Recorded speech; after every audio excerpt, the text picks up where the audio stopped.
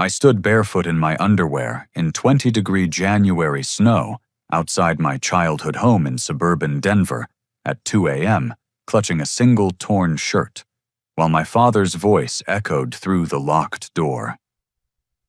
"You don't deserve to live under my roof anymore." My golden child younger brother Marcus had just convinced their father that I stole $3,000 from the family business safe. The betrayal cuts deeper than the Colorado winter wind because I never took a penny, but I know exactly who did and why Marcus framed me for it tonight.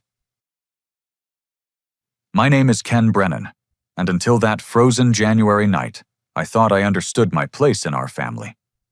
My father, Robert, owned Brennan Construction, one of the most successful commercial building companies in the Denver metro area. We lived in a sprawling ranch house in Highlands Ranch, complete with a 3-car garage and a backyard that could host company barbecues for 50 employees. After my mother, Sarah, died in a car accident when I was 12, everything changed. Dad threw himself into work with an intensity that bordered on obsession, and my younger brother Marcus became his primary source of comfort. While I tried to fill the responsible older son role, helping with homework and household tasks, Marcus learned he could get anything he wanted with tears and manipulation. By the time I turned 20, I was working full-time at Brennan Construction, handling bookkeeping and project management. I had a genuine talent for organizing complex job sites and keeping track of material costs. Meanwhile, Marcus, now 18, worked part-time at the company, but spent most of his energy on expensive hobbies and an active social life funded entirely by Dad's guilt-driven generosity. The missing money was discovered on a Tuesday evening in January. I had been staying late at the office working on payroll calculations for our crew of 32 employees, when Dad burst through the door of our downtown office building looking thunderous. "Someone broke into the safe," he announced, his face flushed with anger. $3,000 in emergency cash is gone." My stomach dropped. Only 3 people knew the combination to that safe, Dad, Marcus, and me. Dad had given us access because we sometimes needed petty cash for unexpected job site expenses or last-minute material purchases. "When did you last check it?" I asked, closing my laptop and giving him my full attention. "Friday afternoon. The money was definitely there because I counted it myself before the weekend." That meant the theft had happened sometime between Friday evening and Tuesday night. I mentally reviewed my whereabouts, knowing Dad would ask. I had spent Friday night with my girlfriend Jessica at her apartment Saturday, helping Carlos Martinez move furniture for his sister, and Sunday visiting potential apartment complexes because Jessica and I were considering moving in together. "Dad, I was never here alone over the weekend," I began, but he held up his hand. "Marcus saw you at the safe tonight through the window when he came back to get his jacket." The words hit me like cold water. "What? That's impossible. I haven't been near the safe tonight." Before I could say anything else, Marcus burst through the office door, his face a perfect picture of conflicted loyalty and genuine concern. At 18, he had inherited our mother's delicate features and expressive brown eyes, which he used to maximum effect when he needed sympathy. "Dad, I'm so sorry," Marcus said, his voice trembling slightly. "I saw Ken at the safe around 7:30 when I came back for my jacket. I thought maybe he was just checking something, but when you said money was missing—" "You're lying," I said flatly, standing up from my desk. "I left here at 5:30 and went straight to Jessica's place. We ordered Chinese food and watched movies all evening." Marcus's eyes filled with tears, a trick that had worked on Dad for years. "I don't want to get my brother in trouble, but I know what I saw. Ken was definitely at the safe, and he looked really nervous when a car drove by and the headlights swept across the window." Dad's face was hardening by the second. "Marcus, are you absolutely certain?" "I wish I wasn't," Marcus replied, wiping his eyes. "But yes, Dad, I'm positive."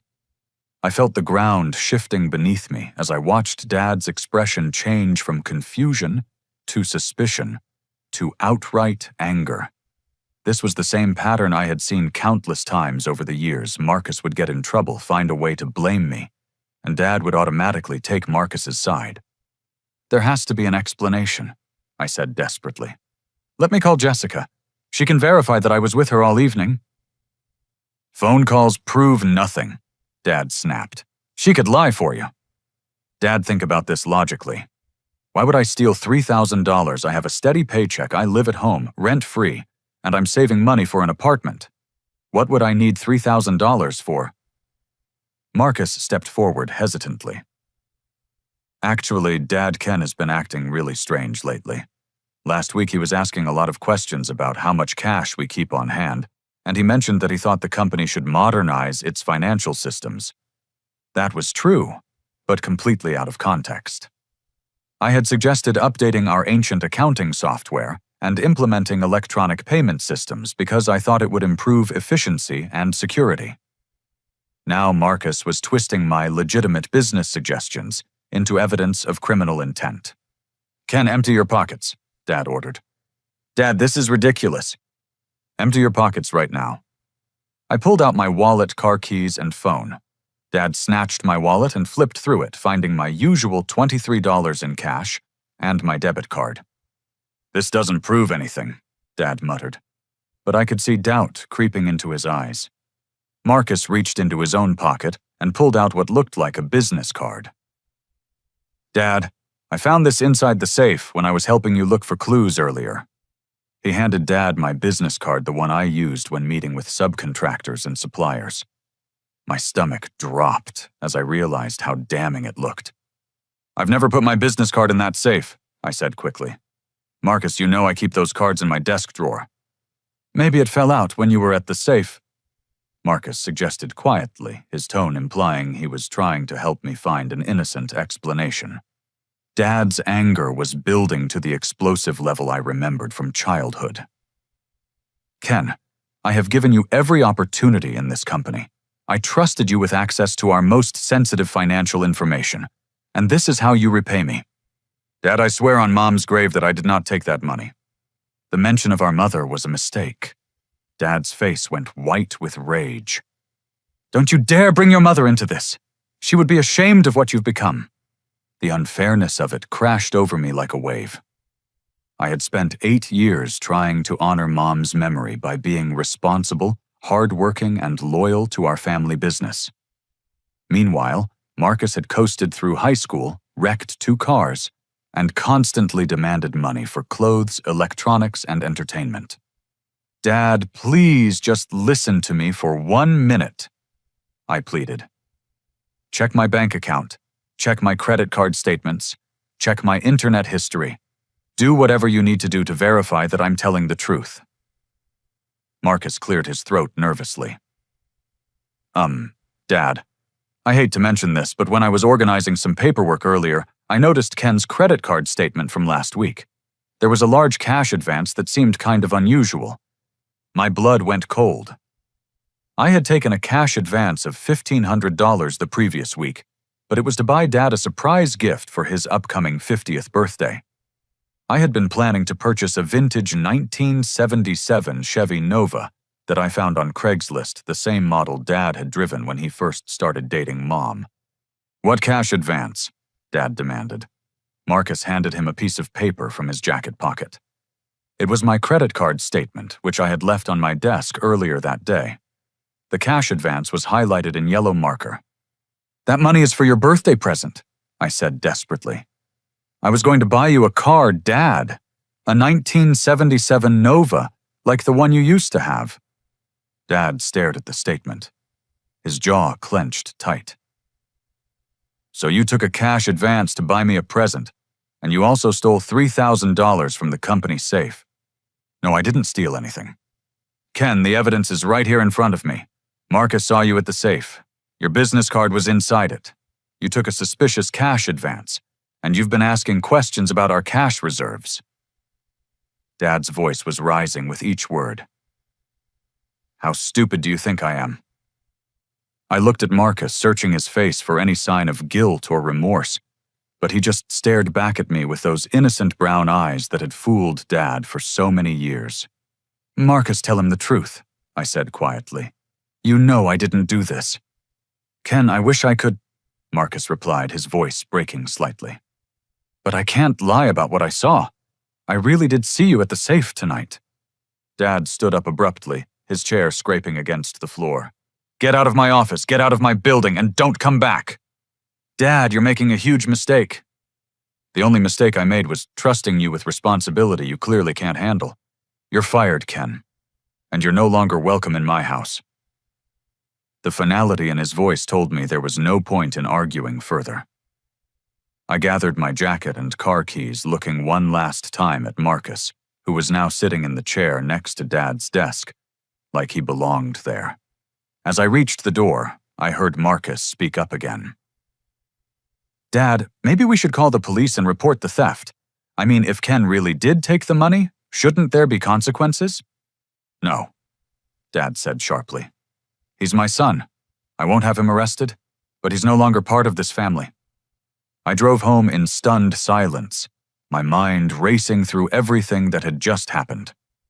When I arrived at our house, I found my belongings packed in garbage bags on the front porch, and the locks changed. A note from Dad was taped to the front door. Don't contact us again until you're ready to confess and make restitution. I called Jessica from my car, but her phone went straight to voicemail. I tried Carlos, but got the same result. It was nearly 1 a.m., and I had nowhere to go. I sat in my car for over an hour trying to process the complete destruction of my life. Then I decided to try one last time to reason with Dad. I walked up to the front door and knocked softly. Dad, it's Ken. Please just give me 5 minutes to explain. I heard footsteps approaching, but instead of Dad's voice, Marcus spoke through the door. Ken, Dad doesn't want to see you right now. Maybe you should come back tomorrow when everyone's calmed down. Marcus opened the door. I know you're lying about seeing me at the safe tonight. There was a long pause. Then I heard Dad's voice, angrier than I had ever heard it. Ken, if you don't leave this property right now, I'm calling the police to have you arrested for trespassing. Dad, I'm your son. The porch light went out, leaving me standing in the dark. I knocked again, harder this time. Please, Dad. It's 20 degrees out here. I have nowhere to go. The front door opened suddenly, and Dad appeared in his bathrobe, his face twisted with rage. Behind him, I could see Marcus lurking in the hallway. You stole from me, Dad said in a voice I had never heard before, low and dangerous. You violated my trust, you lied to my face, and now you have the nerve to come to my door demanding shelter. I didn't steal anything. You don't deserve to live under my roof anymore. You don't deserve the warmth of this house or the comfort of this family. You want to be a thief, go live like one. Before I could respond, he slammed the door and I heard the deadbolt click into place. I stumbled down the front steps and stood on our circular driveway, the reality of my situation finally sinking in. I was wearing jeans, a t-shirt, and sneakers, completely unprepared for a January night in Colorado. My car had a quarter tank of gas, and my wallet contained $23. As I walked through our neighborhood, the wind cut through my t-shirt like it was made of paper. The suburban streets were empty except for the occasional police patrol car. I tried to think of somewhere warm. I could wait until morning, but every business was closed, and I didn't want to risk being arrested for loitering.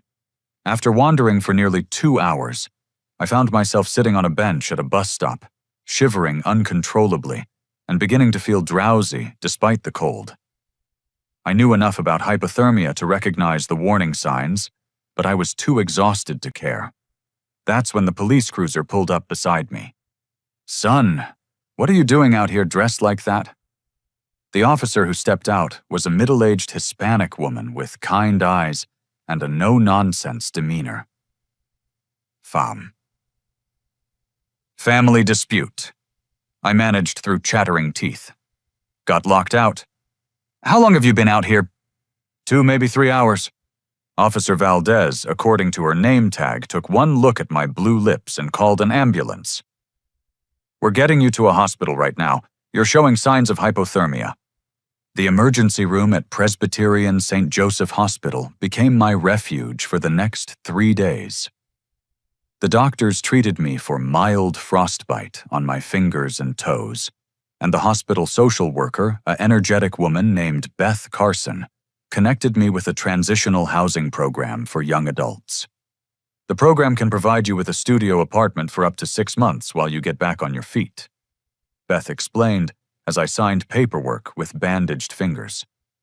The rent is based on your income, and they'll help you find employment. The apartment was in a rough neighborhood near Federal Boulevard, but it was warm and private. The furniture consisted of a twin mattress on the floor, a small table, 2 folding chairs, and a mini refrigerator. I had never been so grateful for basic shelter. Finding work proved challenging without references from Dad's company, but I eventually landed a job at a warehouse distribution center loading trucks for an online retailer. The work was physically demanding, but it paid $12 an hour and offered health insurance after 90 days. My daily routine became a meditation in survival. I woke up at 5 a.m., ate oatmeal or cereal for breakfast, worked a 10-hour shift moving boxes and furniture, then came home to study for my GED equivalency test. I had dropped out of college after 2 years to work full-time at Dad's company, something I now regretted deeply. Dinner was usually ramen noodles or canned soup, and I spent evenings at the public library using their free internet to research business administration programs at community colleges. The library also provided warmth during the winter months, when I tried to keep my heating bill as low as possible. Despite the hardship, I found unexpected sources of strength. My coworker Carlos Martinez became a genuine friend, someone who never judged my circumstances or asked uncomfortable questions about my family situation. Carlos had immigrated from Mexico at 16 and understood the challenge of starting over with nothing. The most important thing is that you didn't give up, Carlos told me one evening as we shared a pizza after work. I've seen guys in your situation turn to drugs or alcohol or just disappear completely. You're building something new. Through Carlos, I met Jessica Thompson, a nursing student at Community College of Denver, who worked part-time at a coffee shop near the warehouse. Jessica was everything I hadn't known I was looking for: intelligent, compassionate, and completely unimpressed by material wealth. "I don't care that you live in a studio apartment," she said after our third date, when I finally worked up the courage to be completely honest about my situation. "I care that you wake up every morning and choose to make your life better instead of feeling sorry for yourself." Jessica's family, David and Linda Thompson, embraced me with a warmth I hadn't experienced since before Mom's death. David worked as a high school counselor, and Linda managed a small non-profit organization. They treated me like the son they had never had, offering advice, emotional support, and occasionally home-cooked meals that reminded me what family dinners could be like. 6 months after being kicked out, I had saved enough money to enroll in evening business classes while continuing to work full-time. My grades were excellent, and my professors encouraged me to consider a bachelor's degree in business administration or accounting. But despite my progress, I couldn't stop thinking about what had really happened that night at the office. I knew Marcus was lying, but I needed proof. During lunch breaks at work, I used my phone to research digital forensics and accounting fraud detection. The breakthrough came when I remembered that Marcus had always been careless with passwords and personal security. In high school, he had used the same password for everything: the name of our childhood dog, followed by his birth year. I decided to test whether he still used predictable passwords. Using a computer at the public library, I attempted to access Marcus's social media accounts. His Facebook password was exactly what I expected: Buddy2005. His Instagram and Snapchat accounts used the same pattern with minor variations. What I found in his private messages made my hands shake with anger. The first message was from 3 days before I was kicked out, sent to his friend Tyler Williams. "Finally figured out how to get rid of Ken. Dad will never believe him over me, especially with the evidence I'm planting." Tyler's response: "Dude, that's brutal even for you. Your brother actually seems like a decent guy." Marcus: Decent guys finish last. I'm tired of being the screw-up son. Time for Ken to take the blame for my mistakes. I scrolled through weeks of messages finding conversations about expensive gaming equipment Marcus had purchased, trips to Las Vegas with friends, and luxury items far beyond what his part-time salary could afford. Then I found the smoking gun a message to Tyler from 2 weeks before the theft discussing a cryptocurrency investment scheme. Marcus, I borrowed some money from the company safe to invest in this new altcoin. My contact says it's guaranteed to triple in value within a month. I'll put the money back before anyone notices. Tyler. That sounds incredibly risky, man. What if it doesn't work out? Marcus. It has to work out. I already spent some of the money on stuff I needed. If this goes wrong, I'm completely screwed. The final message was sent the day after I was kicked out. Investment tanked, lost everything. But Ken took the blame, so problem solved. Dad will never find out what really happened. I printed every relevant message and conversation, my anger growing with each page. Marcus hadn't just stolen $3,000. He had gambled with our family's business-lost money that belonged to our employees' paychecks, and then systematically destroyed my relationship with Dad to cover his tracks. But as I stared at the evidence in my hands, I realized that simply exposing Marcus wouldn't be enough. Dad had chosen to believe the worst about me without even questioning Marcus's story. Years of favoritism and emotional manipulation had created this situation, and it would take more than printed screenshots to repair the damage. I decided to dig deeper. Over the following weeks, I became obsessed with understanding the full scope of Marcus's deception. Using techniques I learned from online forensics courses, I created a comprehensive timeline of his activities and financial transactions. What I discovered was far worse than a single theft. Marcus had been systematically stealing from Brennan Construction for 8 months, taking small amounts that he disguised as petty cash expenses or material cost overruns.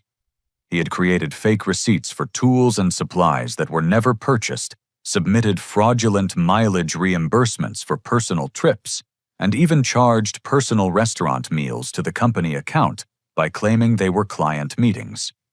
The cryptocurrency investment wasn't his first financial disaster. I found evidence of previous gambling losses, including $5,000 lost on sports betting and $3,000 wasted on a get-rich-quick real estate seminar.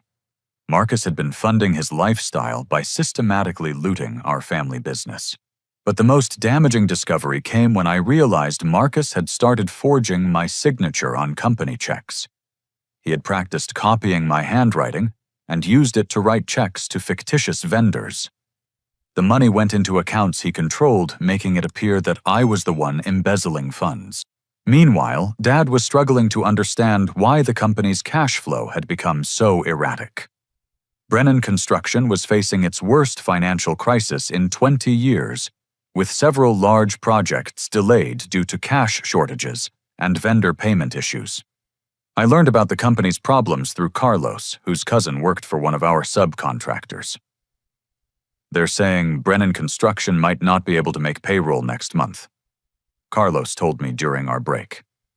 My cousin's boss is thinking about refusing new contracts with them because they've been slow paying invoices. The knowledge that our employees' livelihoods were at risk because of Marcus's theft made my personal grievances seem secondary. These were people I had worked alongside for 3 years, men and women with families and mortgages who depended on steady paychecks. I realized I needed help to stop Marcus before he destroyed the business completely. My first ally was Jessica, who had been studying psychology as part of her nursing program. From what you've told me about your family dynamics, Marcus exhibits classic signs of narcissistic personality disorder, Jessica explained as we studied his social media messages. He shows no empathy for the people he's hurting. He believes he's entitled to whatever he wants, and he's willing to destroy relationships to maintain his self-image. But why target me specifically? We were never close, but I never did anything to hurt him. That's exactly why. In his mind, you represent everything he's not: responsible, hard-working, and genuinely caring about other people. Your success makes his failures more obvious, so eliminating you becomes a psychological necessity. Jessica helped me understand that Marcus wasn't just stealing money. He was fulfilling a deeper need to prove his superiority by destroying me. This psychological insight helped me predict his next moves. My second ally was Sergeant Patricia Valdez, the police officer who had saved me from hypothermia. I encountered her again when she visited our warehouse to investigate a break-in at a nearby business. "I remember you," she said after I introduced myself. "How are things going with your family situation?" I gave her a brief update, mentioning that I had discovered evidence suggesting my brother had framed me. Officer Valdez listened carefully and offered to review any evidence I could provide. "Family financial disputes are complicated legally," she warned. "But if there's evidence of ongoing fraud or forgery, that's something we can investigate." The third member of my unofficial team was Carlos, who had surprising skills with computer security and data recovery. "I learned this stuff in high school when I was trying to impress girls," he admitted with a grin. "Turns out it's more useful for catching criminals." Together we developed a plan to gather more comprehensive evidence of Marcus's crimes. But before we could implement it, Marcus escalated his scheme in a way that threatened more than just money. Through continued monitoring of his digital communications, I discovered that Marcus had made contact with Vincent Russo, the owner of Russo Construction, our biggest competitor in the Denver market. Vincent had been trying to steal our clients for years, and Marcus was offering to sell him confidential information about our bidding strategies and client relationships. The conversations I intercepted were chilling. "Vincent. What kind of information are you talking about?" "Marcus client lists profit margins, bidding strategies, upcoming project details. Everything you'd need to undercut us on every major contract." "Vincent. That's corporate espionage. If you get caught, you're looking at serious federal charges." "Marcus. I won't get caught. Everyone already thinks my brother is the criminal in the family. If this goes wrong, I'll just blame it on him." The final message in the conversation made my blood run cold. "Marcus. I can also get you the structural engineering reports for some of our competitors' buildings. Some of those guys cut corners on foundation work. If you knew where to look, you could probably get their permits revoked." "Vincent.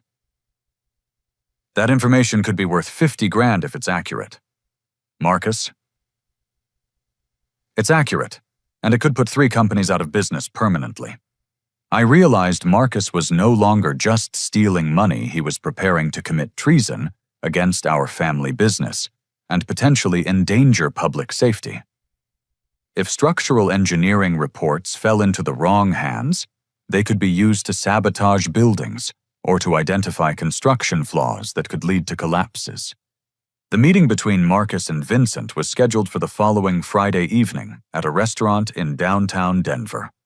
Marcus planned to bring digital copies of all the confidential information, collect his $50,000 payment, and then disappear before anyone discovered what had happened. I faced an impossible choice. If I intervened immediately, I might not gather enough evidence to prove Marcus's guilt conclusively. But if I waited too long, the information he was selling could be used to harm innocent people or destroy legitimate businesses. I also knew that Marcus had prepared for the possibility of getting caught. He had created false evidence, suggesting that I was the one in contact with Vincent Russo, including fake email accounts in my name and forged documents that made it appear I had been planning corporate espionage since before I was kicked out of the family. As I stared at the evidence of Marcus's elaborate frame-up, I realized this was never just about money or family favoritism. This was about power control and Marcus's deep psychological need to destroy anyone who threatened his image of himself as the golden child who could do no wrong. The week leading up to Marcus's meeting with Vincent Russo was the longest of my life. I felt like I was watching a runaway train approaching a bridge that I knew was out powerless to stop the destruction, but unable to look away. Jessica noticed my anxiety immediately. "You look like you haven't slept in days." "Because I haven't. If I don't stop Marcus on Friday, people could get hurt. But if I act too early, he'll find a way to blame everything on me and Dad will never learn the truth." We were sitting in Jessica's apartment surrounded by printouts of Marcus's digital communications and financial records. Her kitchen table had become our command center for what Jessica had started calling Operation Golden Child.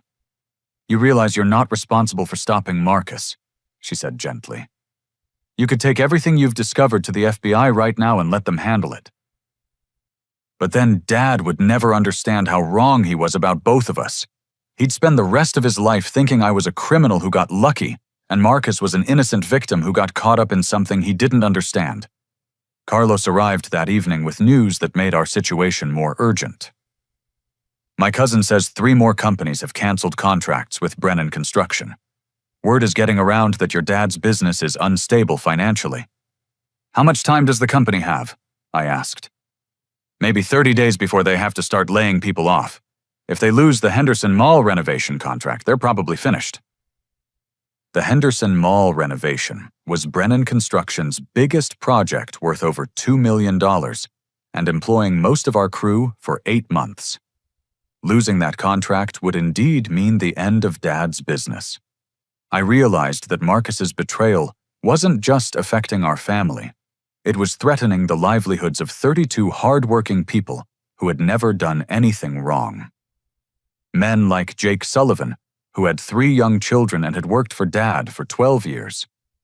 Women like Maria Santos, who was the sole provider for her disabled mother. That night I made a decision that would change everything. Instead of trying to prevent Marcus's meeting with Vincent Russo, I would let it proceed while gathering evidence that could expose both of them. But I needed help from someone with legal authority to make arrests. The next morning I walked into the police station and asked to speak with Sergeant Valdez. When she saw the evidence I had compiled, her expression grew serious. "Ken, this isn't just family drama anymore. Corporate espionage and endangering public safety are federal crimes. I need to contact the FBI immediately. Please just give me until Friday night. If we bust them in the act of exchanging money for confidential information, we'll have unshakable evidence. If we move too early, Marcus will claim he was just gathering evidence to help catch the real criminal me." Sergeant Valdez studied my face carefully. "You understand that if this goes wrong, you could be charged as an accomplice." "I understand. But if it goes right, we can save my father's business and prove that Marcus has been the criminal all along." After several phone calls to federal authorities, Sergeant Valdez got approval for a limited surveillance operation. FBI agent Sarah Chen would coordinate with local police to observe the meeting between Marcus and Vincent Russo. "Your job is to stay completely out of the way," Agent Chen told me during our briefing. "We'll have surveillance equipment recording everything, but if you try to intervene directly, you could compromise the entire operation." Friday arrived with unseasonable warmth for January, as if the weather was mocking the cold-hearted betrayal about to unfold. Marcus had chosen Elway's downtown for the meeting, an upscale restaurant where business deals were commonly discussed. I positioned myself in a coffee shop across the street, where I could watch the restaurant entrance while staying connected to Agent Chen through an earpiece she had provided. Marcus arrived at 7 p.m. sharp, carrying a leather briefcase that I knew contained confidential Brennan Construction documents. He looked confident and relaxed, like someone who believed his plan was foolproof. Vincent Russo arrived 10 minutes later driving a black Mercedes and wearing a tailored suit that probably cost more than I made in 2 months. He was in his 50s with gray hair and the kind of aggressive demeanor I associated with ruthless business practices. "Subjects have entered the restaurant." Agent Chen's voice came through my earpiece. "Surveillance team is in position." For the next hour, I sat in that coffee shop drinking cup after cup of coffee and trying not to think about what Marcus's betrayal would do to Dad when he learned the truth. Despite everything Dad had done to me, I knew this revelation would devastate him. At 8:15, Agent Chen's voice crackled through the earpiece again. "Transaction is taking place. Suspect is handing over documents in exchange for payment." Through the restaurant window, I could see Marcus passing his briefcase to Vincent, while Vincent slid an envelope across the table. Even from a distance, I could see the satisfied smile on Marcus's face. "Federal agents, you're under arrest." The arrest happened so quickly I almost missed it. FBI agents appeared from 3 different directions surrounding Marcus and Vincent before either could react. I watched through the coffee shop window as handcuffs were placed on both men, their faces showing shock and disbelief. But as I watched Marcus being read his rights, something unexpected happened. Instead of the satisfaction I had expected to feel, I was overwhelmed with sadness for our family and for the relationships that could never be repaired. My phone rang. It was Agent Chen. "Ken, we need you to come to the federal building downtown. We have some questions about the evidence you provided, and there are some additional charges we need to discuss." As I walked toward my car, I saw Dad's pickup truck speeding toward the restaurant. Someone had called him, probably Marcus, using his one phone call to summon Dad's help. I couldn't face him yet, so I drove away before he could see me. At the federal building, Agent Chen explained that Marcus was facing charges for corporate espionage, mail fraud, wire fraud, and conspiracy to commit economic sabotage. Vincent Russo was charged with conspiracy and bribery of a corporate employee. "The evidence you provided was crucial," Agent Chen said. "But there's something else we discovered during the arrest that you need to know about." She showed me photographs of documents that had been in Marcus's briefcase, including structural engineering reports for buildings constructed by 3 different companies. The reports contained detailed information about foundation specifications, load-bearing calculations, and potential structural weaknesses. If this information had been used maliciously, it could have resulted in building collapses and loss of life, Agent Chen explained. "Your brother wasn't just committing corporate espionage, he was potentially enabling acts of terrorism." The magnitude of what Marcus had been planning hit me like a physical blow. This wasn't just about money or family rivalry. Marcus had been willing to risk innocent lives to get revenge against me and prove his superiority. As I drove home that night, I tried to prepare myself for the confrontation with Dad that I knew was coming. Marcus would undoubtedly try to blame everything on me, and Dad's first instinct would be to believe him. I was right. Dad was waiting in my apartment parking lot when I arrived home, sitting in his truck with the engine running and his face illuminated by the dashboard lights. Even from a distance, I could see the rage and confusion in his expression. I parked my car and walked over to his passenger door, my heart pounding with anticipation of the confrontation I had been dreading for months. "Get in," Dad said without looking at me. I climbed into the truck, and for several minutes we sat in silence while Dad stared through the windshield at nothing. When he finally spoke, his voice was thick with emotion. "The FBI called me. They said Marcus has been arrested for corporate espionage and fraud. They said you provided the evidence that led to his arrest." "Dad, they also said you've been investigating this for months, that you knew Marcus was stealing from the company and you didn't tell me." I took a deep breath, choosing my words carefully. "I tried to tell you the night I was kicked out. You wouldn't listen. So you decided to go to the FBI instead of coming to me. I went to the FBI because Marcus was about to sell information that could have gotten people killed. This wasn't just about stolen money anymore." Dad turned to look at me for the first time, and I was shocked by how much older he looked.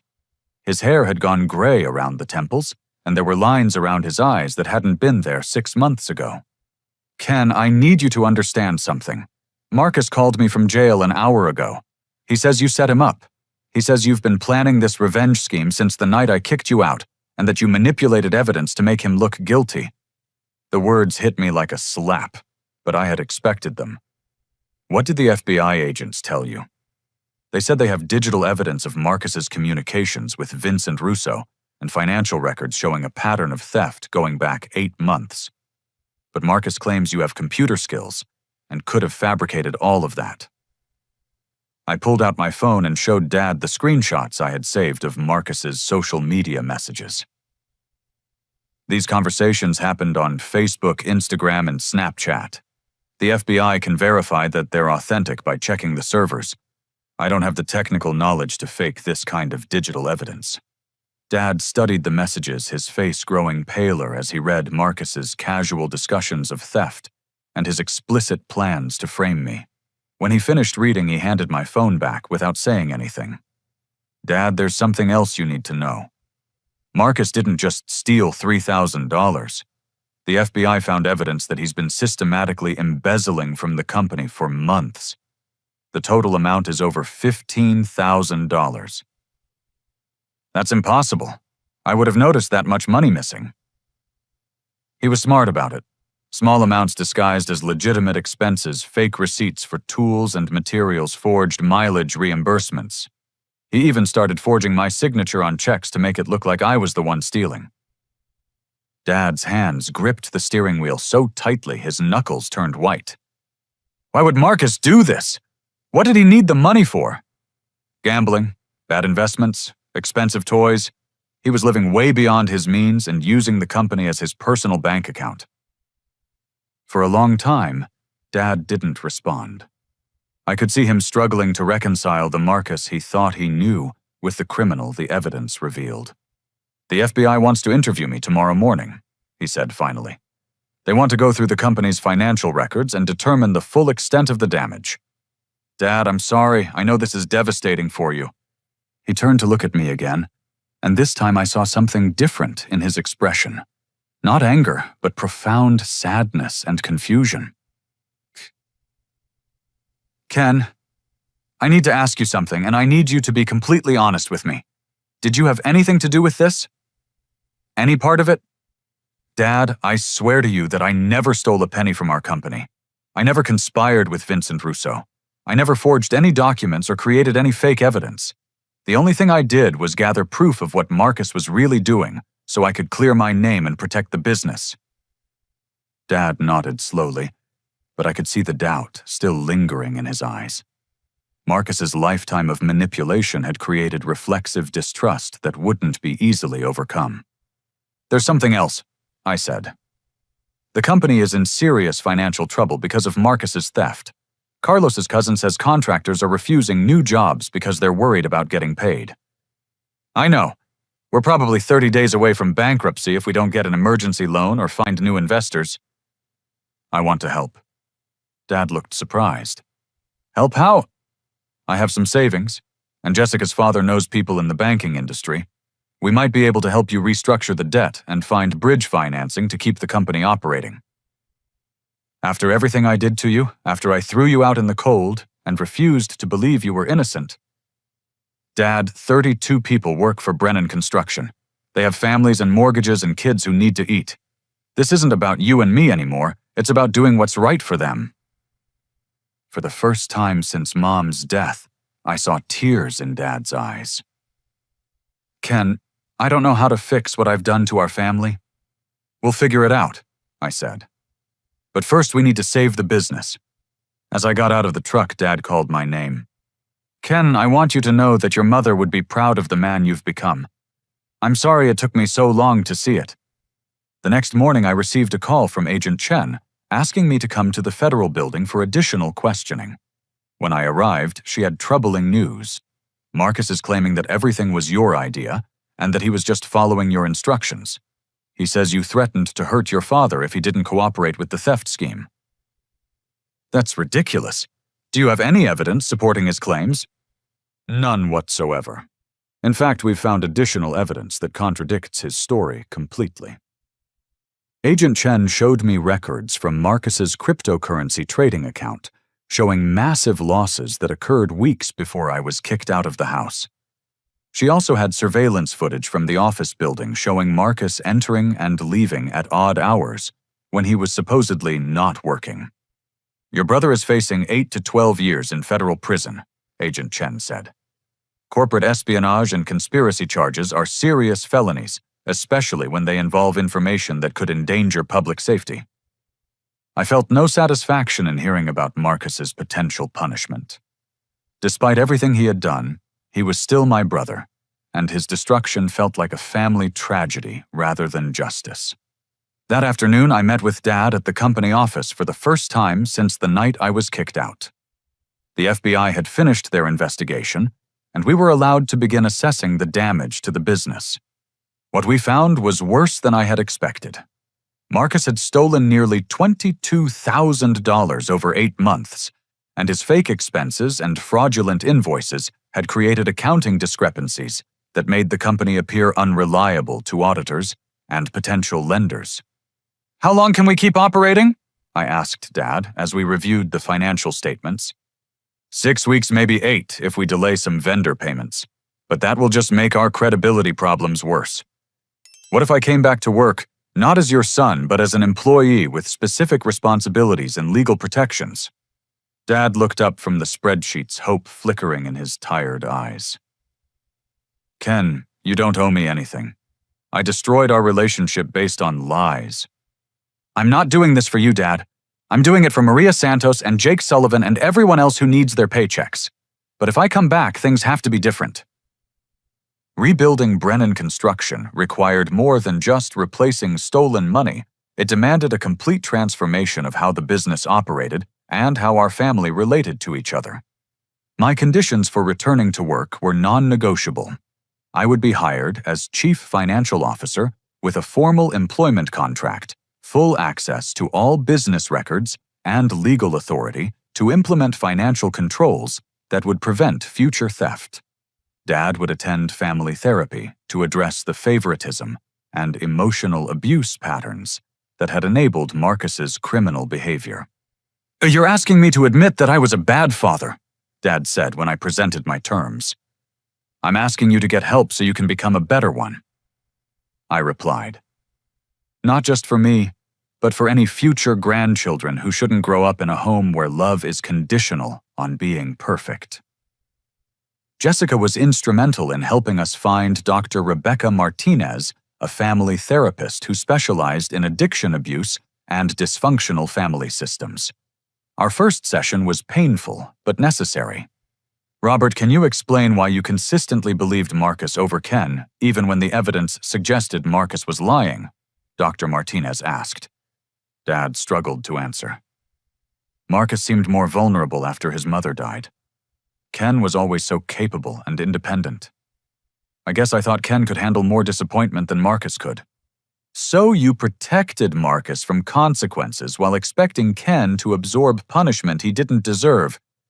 "I never thought of it that way, but yes, I suppose that's exactly what I did." Dr. Martinez helped Dad understand that his grief over Mom's death had created a distorted family dynamic, where emotional manipulation was rewarded and genuine responsibility was punished. Marcus had learned to exploit Dad's guilt, while I had learned to expect neglect and unfairness. Meanwhile, the legal process against Marcus moved forward with devastating efficiency. The federal prosecutor offered him a plea deal, 8 years in prison, with eligibility for parole after 5 years in exchange for full cooperation in recovering the stolen money and testifying against Vincent Russo. Marcus rejected the deal, insisting he was innocent and demanding a jury trial. His court-appointed attorney advised him that going to trial with the overwhelming evidence against him would likely result in a much longer sentence. But Marcus's narcissism prevented him from accepting responsibility for his actions. The trial lasted 2 weeks and made local news because of the corporate espionage charges. I testified about discovering Marcus's digital communications and his pattern of theft. Dad testified about the financial damage to the company and his initial belief in Marcus's innocence. The most damaging testimony came from Tyler Williams, Marcus's friend, who had received the bragging messages about framing me. Tyler had been granted immunity in exchange for his cooperation, and his testimony confirmed that Marcus had planned the scheme for weeks before implementing it. Marcus took the stand in his own defense, which his attorney later called a catastrophic mistake. Under cross-examination, he became increasingly agitated and defensive, eventually accusing me of being jealous of his relationship with Dad and masterminding an elaborate frame-up. "So your testimony is that your older brother, who had no computer training and no criminal background, somehow fabricated months of digital evidence, convinced multiple witnesses to lie under oath, and orchestrated his own exile from the family as part of a revenge plot?" the prosecutor asked. "Yes," Marcus replied defiantly. "Ken always resented that Dad loved me more." The jury deliberated for less than 4 hours before returning guilty verdicts on all charges. Marcus was sentenced to 12 years in federal prison without possibility of parole for 8 years, the maximum sentence allowed under federal guidelines for first-time offenders. I felt no joy watching Marcus led away in handcuffs, only sadness for the waste of a life and the destruction of relationships that could never be fully repaired. The civil recovery process was equally challenging. Marcus had spent most of the stolen money on gambling losses and luxury purchases that couldn't be recovered. We were able to reclaim about $6,000 from his cryptocurrency account, but the remainder was gone forever. However, the publicity from Marcus's conviction had an unexpected positive effect on Brennan Construction's reputation. Several potential clients contacted us specifically because they were impressed by our cooperation with federal authorities and our commitment to ethical business practices. If people want to work with companies they can trust, explained Janet Morrison, the project manager for the Henderson Mall renovation. The way your family handled this situation shows real integrity. Within 6 months of Marcus's conviction, Brennan Construction had not only recovered financially, but was experiencing its most profitable year in company history. My implementation of modern accounting systems and digital project management tools improved efficiency by 30% and reduced material waste by 15%. More importantly, Dad and I were slowly rebuilding our relationship through weekly therapy sessions and careful, honest communication. The process was difficult and sometimes painful, but both of us were committed to creating a healthier family dynamic. I realize now that I never really knew Marcus, Dad told me during one of our sessions.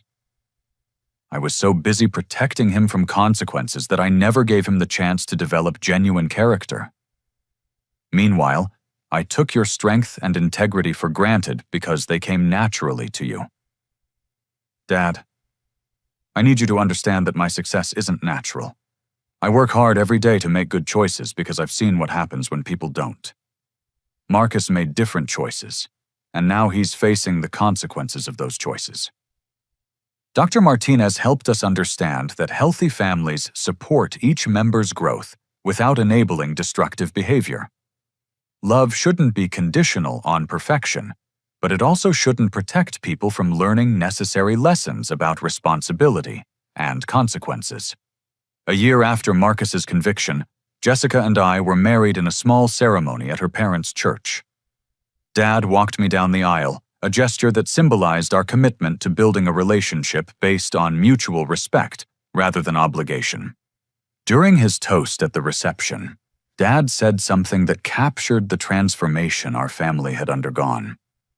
I used to think that protecting my children meant shielding them from pain and disappointment. I've learned that real protection comes from teaching them to handle pain and disappointment with courage and integrity. Ken, you taught me that lesson even when I wasn't ready to learn it. 5 years have passed since that frozen January night, when I stood barefoot in my underwear outside our family home shivering and homeless, because my father chose to believe lies over truth. Today, I am 35 years old, the president of Brennan Construction, and the father of twin daughters who will never doubt that they are equally loved and valued. Emma and Grace Thompson Brennan are 3 years old now, with their mother's intelligence and curiosity, and what I hope is my determination to treat people fairly regardless of their relationship to me. When I watch them play together in the backyard of the house Jessica and I built with our own hands, I sometimes think about the family cycles that end and begin with each generation. Brennan Construction now employs 68 people and has become one of the most respected commercial builders in Colorado. We specialize in sustainable construction practices and have won state awards for environmental responsibility and worker safety. The company's success isn't just measured in profit margins, but in the stable, well-paying jobs we provide to hard-working families throughout the Denver metro area. Dad is 72, now officially retired, but still consulted on major project decisions. Therapy helped him understand the patterns of favoritism and emotional abuse that nearly destroyed our family, and he has become a different person, more reflective, more aware of how his words and actions affect others. I spent so many years trying to protect Marcus from the consequences of his choices that I forgot to protect you from the consequences of mine, he told me recently as we watched his granddaughters play on the swing set he had installed in our backyard. That's the worst failure a father can have, hurting a good child while enabling a destructive one. Dad's relationship with his granddaughters has helped heal some of the emotional wounds in our family. Emma and Grace adore their grandfather, and he treats them with the consistent, unconditional love that I had craved as a child. Sometimes I feel a flash of sadness for the father-son relationship we could have had if he had learned these lessons earlier, but I've come to understand that dwelling on past losses prevents us from appreciating present blessings. Marcus was released from federal prison last month after serving 6 years of his 8-year sentence for good behavior. His first action upon release was to contact me through a lawyer demanding financial support and a management position at Brennan Construction. "I'm family," the letter stated. "You owe me a chance to rebuild my life. I've learned my lesson and I'm ready to contribute to the family business." The audacity of his demands reminded me that prison had not fundamentally changed Marcus's character. He still believed the world owed him comfort and success without corresponding effort or accountability. I responded through my own attorney, offering Marcus an entry-level position as a laborer with strict supervision contingent on his completing addiction counseling and anger management training. The offer included a living wage health insurance and opportunities for advancement based on demonstrated reliability and competence. Marcus rejected the offer and threatened to sue for discrimination and intentional infliction of emotional distress. His attorney withdrew from the case after realizing Marcus had no legal grounds for any claims and no money to pay legal fees. 2 weeks later, Marcus appeared at our company headquarters demanding to speak with Dad and claiming I had brainwashed our father against him. Security called the police when Marcus became belligerent and refused to leave the property. Some people never learn. Officer Patricia Valdez told me when she arrived to arrest Marcus for trespassing. He's been out of prison for 3 weeks, and he's already facing new charges. Watching Marcus led away in handcuffs again brought no satisfaction, only a profound sadness for the opportunities he continues to waste. Some people choose to grow from their mistakes, while others choose to blame their mistakes on everyone else. Marcus remains committed to the second path. The most meaningful development in my life has been the Ken Brennan Foundation, a non-profit organization I established to help young adults who have been rejected or abandoned by their families. We provide temporary housing job training, educational scholarships, and counseling services to people who are starting over with nothing but determination. Last year, we helped 43 young people transition from homelessness to stable, independent lives. Many of them had been kicked out by parents who couldn't accept their sexual orientation, their career choices, or their refusal to enable family members' destructive behavior. Others had aged out of foster care systems without family support. What these kids need most isn't money or even housing, Jessica explained during a board meeting for the foundation. They need someone to believe in their potential when everyone else has given up on them. The foundation operates out of a renovated warehouse that includes 12 studio apartments, a computer lab, a commercial kitchen for teaching food service skills, and classroom space for GED preparation and job training. We partner with local businesses to provide internships and employment opportunities for our residents. The most rewarding part of running the foundation is seeing young people discover their own strength and resilience. Last month, Maria Gonzalez graduated from nursing school after spending 6 months in our program, following her family's rejection of her decision to marry outside their cultural group. Kevin Patterson completed his electrician apprenticeship and now works for Brennan Construction as a project supervisor. "You gave me the chance to prove myself when my own parents wouldn't," Maria told me at her graduation party. "I hope I can do the same thing for someone else someday." These success stories remind me that the worst betrayals can lead to the best outcomes, not because the betrayal was good, but because surviving betrayal reveals strength and compassion we didn't know we possessed. Dad has become one of the Foundation's most enthusiastic supporters, donating both money and time to help young people rebuild their lives. I think working with abandoned kids helps him process the guilt he feels about the years he wasted favoring Marcus over evidence and fairness. "These kids remind me of you," he told me after spending a Saturday teaching construction skills to Foundation residents. "They're determined to succeed despite what their families put them through. I'm proud of what you've built here, Ken." Jessica and I recently began discussing whether to have more children. Emma and Grace are thriving, and we have room in our hearts and our home for additional family members. But this time, we're also considering adoption specifically of older children who have been abandoned by their birth families. "We can't save everyone," Jessica said as we talked about our options. "But we can make sure our own children grow up in a home where love isn't conditional and favoritism doesn't exist." The most profound lesson I've learned from everything our family has endured is that forgiveness and enabling are completely different responses to hurtful behavior. Forgiveness means releasing your own anger and resentment so you can move forward with your life. Enabling means protecting people from the consequences of their choices, which prevents them from learning necessary lessons about responsibility. I have forgiven Dad for the years of favoritism and emotional neglect. But that forgiveness came with clear boundaries about how I expect to be treated going forward. I have also forgiven Marcus for framing me and stealing from our family. But that forgiveness doesn't include giving him opportunities to hurt us again. True forgiveness protects future victims, Dr. Martinez explained during our final family therapy session. If you forgive someone but continue exposing yourself or others to their harmful behavior, that's not forgiveness, that's denial. This understanding has helped me navigate the complex emotions involved in rebuilding relationships with people who have hurt me deeply.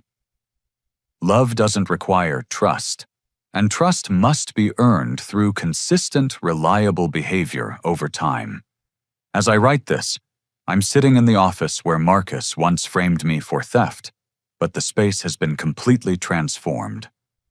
The walls are covered with photos of successful construction projects, employee recognition awards, and pictures of the young people we've helped through the Foundation.